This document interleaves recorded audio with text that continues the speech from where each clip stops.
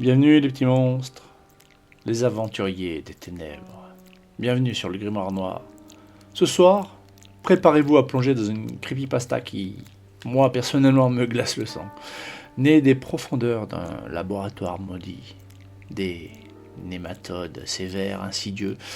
Non, je ne vous en dirai pas plus, vous allez voir vous-même. Tout ce que je vous dis, en tout cas, c'est que ça risque de s'étendre à travers le monde. Pas terrible, hein. Accompagnez notre scientifique, mi-héros, mi-quelque chose d'autre, dans cette descente vers l'horreur où chaque ombre cache un frisson. Allumez vos lumières, car l'obscurité va s'épaissir. Êtes-vous prêts à ouvrir ce grimoire maudit ? Juste un petit mot avant sur cette histoire. Elle fait partie d'une des premières que j'ai faites, donc je vais être transparent avec vous sur la chose. J'ai perdu le texte. Donc voilà, je l'avais écrit il y a quelques temps déjà, il y a quelques mois, ouais. Et j'ai eu la flemme de tout reprendre, de reprendre l'audio et refaire l'écrit. Donc c'est la version brute. Et donc je vous demande d'être un peu indulgent sur cette histoire, mais en tout cas moi j'adore le thème. C'est vraiment un thème que je retravaillerai. D'ailleurs, on le reverra peut-être le dimanche soir avec les spéciales pêches. C'est possible, mes petits monstres. Horrible histoire à vous, abonnez-vous pour nous soutenir. C'est très important pour la visibilité. Merci d'avance. Likez s'il vous plaît. Likez, c'est pareil. Ça nous permet d'être plus visibles et de pouvoir faire du meilleur contenu. Allez, bonne frayeur. Les tours vivantes. Jour 1. Le laboratoire. Mon nom est Dr Sarah Chen, et ce que je vais vous raconter défie toute logique scientifique. Je travaille au laboratoire de biologie moléculaire de l'université depuis 15 ans, spécialisé dans l'étude des nématodes. Ces petits vers microscopiques m'ont toujours fasciné par leur simplicité apparente et leur capacité d'adaptation. Tout a commencé il y a 3 semaines, quand mon assistante Emma m'a appelée d'urgence dans la salle des cultures. Sa voix tremblait au téléphone. « Dr Chen, vous devez voir ça immédiatement. Ce n'est pas normal. En arrivant, j'ai découvert quelque chose d'extraordinaire et de troublant à la fois. Dans nos boîtes de pétri contenant des Caenorhabditis élégants, les vers s'étaient organisés en structures parfaitement géométriques. Des tours, des colonnes vivantes qui se dressaient comme de minuscules gratte-ciels organiques, pulsant doucement dans la gélose nutritive. « Depuis quand font-ils ça ?» ai-je murmuré, fascinée. Emma a consulté ses notes. « Depuis hier soir. J'ai filmé toute la nuit. Regardez. » Les images accélérées montraient le processus de construction. Un vers, puis 2, puis des centaines, s'agglutinant avec une précision chirurgicale. Ils ne se contentaient pas de s'empiler. Ils formaient une architecture complexe, avec des fondations solides et des étages parfaitement alignés. Certains vers étendaient leur corps comme des bras exploratoires, testant l'environnement autour de la structure. « C'est remarquable », ai-je soufflé. « Il faut documenter tout ça, mais quelque chose dans le comportement de ces organismes me mettait mal à l'aise. Leur coordination était trop parfaite, trop intentionnelle pour de simples invertébrés sans système nerveux central développé. Jour 3, les premières anomalies. L'enthousiasme initial a rapidement cédé la place à l'inquiétude. Les tours ne cessèrent de grandir, dépassant maintenant les parois des boîtes de pétri. Plus troublant encore, elles réagissaient à notre présence. Quand Emma s'approchait du microscope, toutes les structures s'inclinaient vers elle, comme des tournesols suivant le soleil. Quand je tapotais légèrement le verre avec mon stylo, elles frémissaient à l'unisson, envoyant des ondulations visibles à travers leur masse grouillante. « Dr Chen », Emma a chuchoté ce matin-là, « j'ai l'impression qu'elle nous observe. » J'ai voulu rire, mais le rire s'est coincé dans ma gorge, car elle avait raison. Il y avait quelque chose d'hypnotique et de dérangeant dans la façon dont ces milliers de vers minuscules semblaient coordonner leurs mouvements pour orienter leur tour vers nous. J'ai décidé de prélever un échantillon pour analyse génétique. Mais dès que j'ai approché la pipette de la première tour, toute la colonie a réagi violemment. Les structures se sont effondrées instantanément, les vers se dispersant dans un mouvement de panique collective qui a fait vibrer toute la gélose. En quelques secondes, ils se sont reformés. Mais cette fois, les tours étaient plus hautes, plus nombreuses, et elles formaient un cercle parfait autour de l'endroit où j'avais tenté le prélèvement, comme pour me tenir à distance. Jour 7. L'expansion. La situation a dégénéré rapidement. Les nématodes ont commencé à déborder de leur contenant. Nous les trouvions maintenant sur les paillasses, sur le sol, grimpant le long des murs du laboratoire. Partout où ils s'installaient, ils construisèrent leur tour. Le plus inquiétant était leur vitesse de reproduction. Normalement, le cycle de vie de C. elegans dure environ 3 jours à température ambiante. Mais ces spécimens semblaient se multiplier de façon exponentielle, défiant toutes les lois biologiques connues. Emma a commencé à manifester des signes de stress. Elle se plaignait de maux de tête persistants et avait développé une fascination malsaine pour les structures. Je la surprenais souvent immobile devant les cultures, fixant les tours pendant des heures. « Elle communique », m'a-t-elle dit un soir, sans quitter des yeux les colonnes grouillantes. Je peux presque les entendre. Emma, ce sont des invertébrés primitifs. Ils n'ont pas de langage, mais même en disant cela, je savais que quelque chose clochait. La coordination de ces organismes dépassait largement ce que leur système nerveux rudimentaire devrait permettre.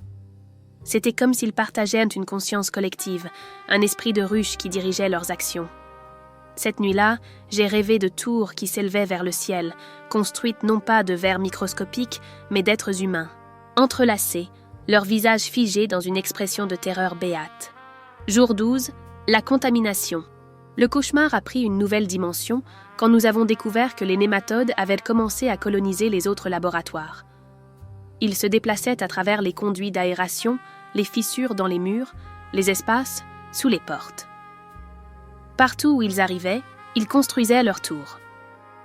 Le professeur Martinez du laboratoire de microbiologie a été le premier à signaler des anomalies comportementales chez ces cultures bactériennes.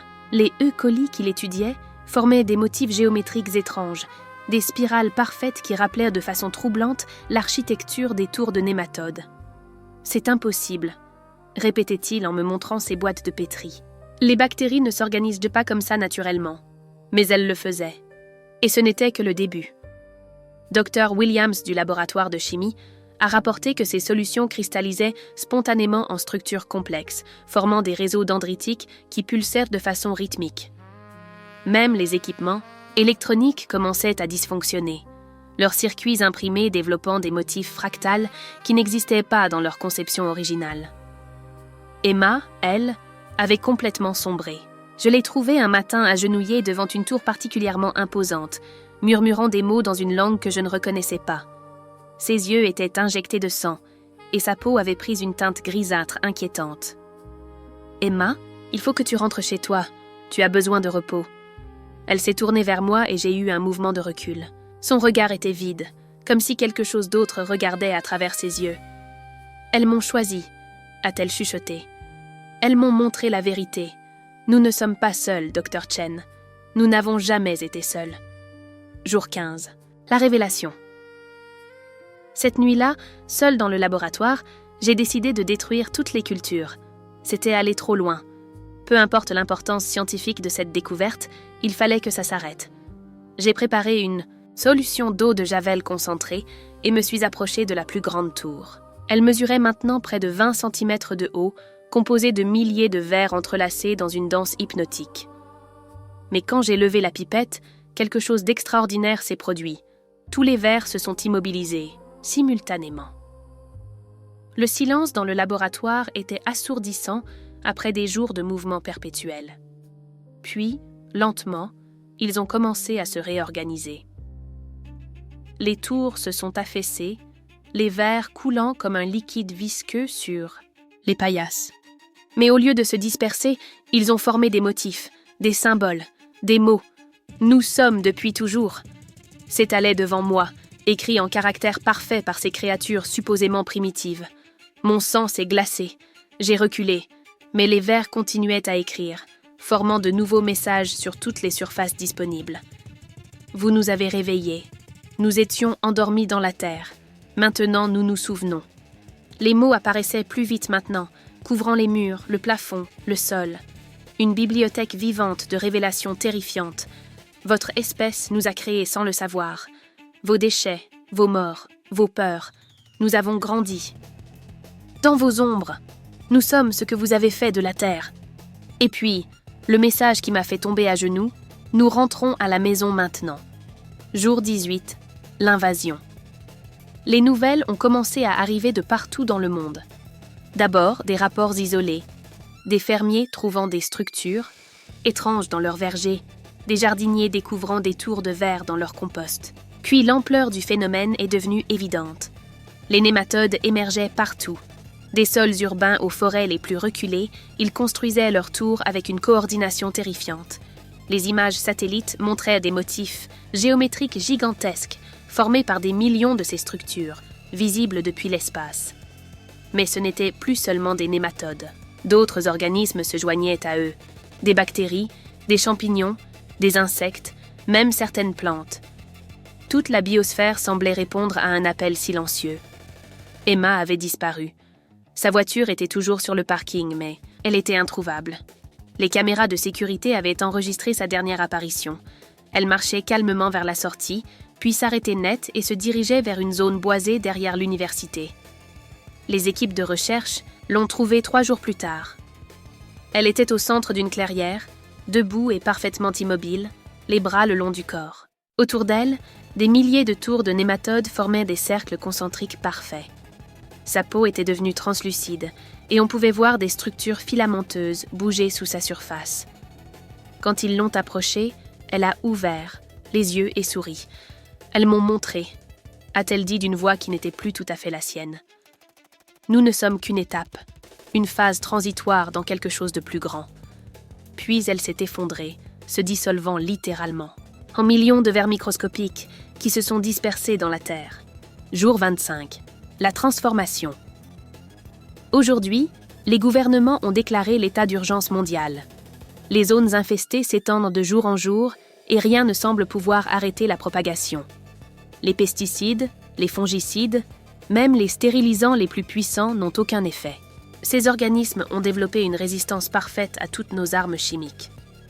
Plus inquiétant encore, les personnes exposées prolongément autour commencent à manifester des changements. D'abord subtils, une amélioration de la coordination, une capacité accrue à résoudre des problèmes complexes, une empathie augmentée envers d'autres formes de vie. Puis les changements deviennent plus marqués. Leur peau devient plus fine, presque transparente. Ils parlent moins, préférant communiquer par gestes ou par simple présence. Et ils semblent heureux, paisibles d'une façon qui défie toute logique humaine normale. Les scientifiques appellent ça la convergence.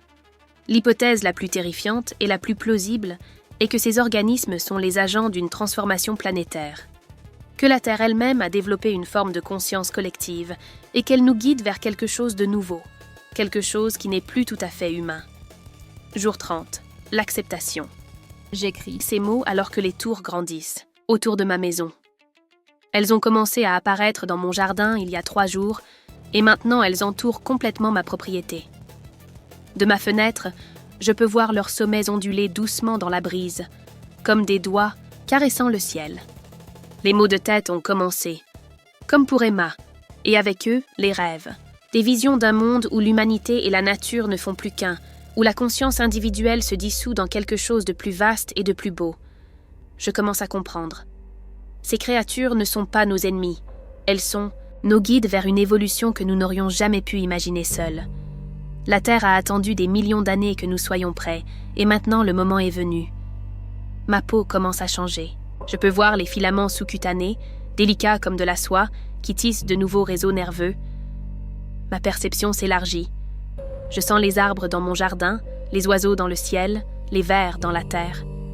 Tout est connecté. Tout a toujours été connecté. Les tours m'appellent maintenant.